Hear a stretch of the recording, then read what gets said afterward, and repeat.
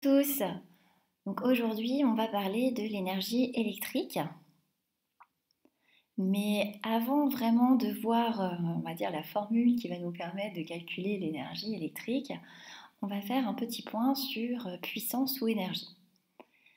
Et on va essayer de différencier ces deux grandeurs par un exemple assez simple. Donc on a ici deux photographies.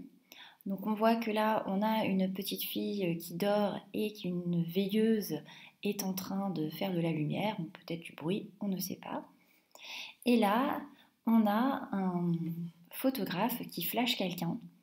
Et dans les deux situations, on va s'intéresser bien soit à la lumière produite, soit à, à l'énergie ou bien à la puissance électrique consommée ou nécessaire pour que chaque appareil fonctionne bien. Alors quand tu vois ces deux photos, à ton avis, quel est l'appareil, donc la veilleuse, ou l'appareil photo, quand on flash? Donc quel est l'appareil qui est le plus puissant? Bon, j'espère pour toi que ça va être le flash de l'appareil photo. En effet, on peut se dire que pour produire une telle lumière, une telle intensité lumineuse, il a fallu fournir à cet appareil photo une intensité et une tension bien plus importantes que ce que l'on a dû fournir à la veilleuse pour produire une petite lumière. Alors maintenant, on se dit la puissance du flash, elle est plus importante que la puissance de la veilleuse. Bon, maintenant, deuxième question. Quel est l'appareil qui va consommer le plus d'énergie électrique?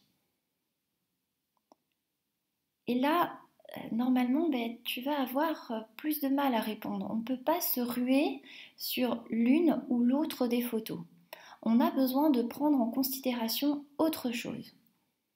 Alors, je vais te dire, un flash, ça dure en gros 1 milliseconde, voire moins.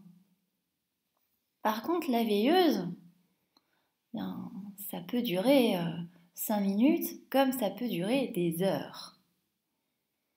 Et là, on doit se dire qu'en effet, quand on veut parler d'énergie, alors là, on va parler d'énergie électrique consommée, eh bien, on va prendre en compte la puissance de l'appareil, mais on va aussi prendre en compte son temps d'utilisation. Si on utilise la veilleuse pendant 3 heures, a priori, elle aura consommé plus d'énergie électrique que le flash. Donc plus un appareil sera puissant, plus il consommera d'énergie électrique, plus tu vas utiliser longtemps un appareil, plus tu vas consommer d'énergie électrique. Donc j'ai rappelé la définition de la puissance. La puissance d'un appareil, ça caractérise son aptitude à convertir l'énergie rapidement, ce qu'on voit bien notamment au niveau du flash. Et l'énergie électrique consommée ou produite par un appareil, c'est lié à la puissance de l'appareil, mais également à sa durée de fonctionnement.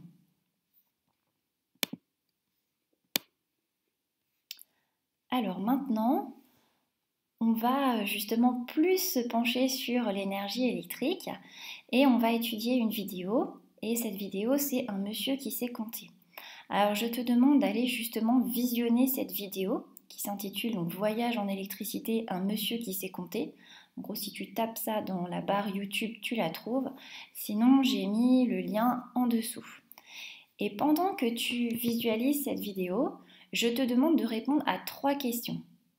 Que compte un compteur électrique? Quelle unité utilise-t-il? Et finalement, quelle formule va relier la puissance, l'énergie et le temps?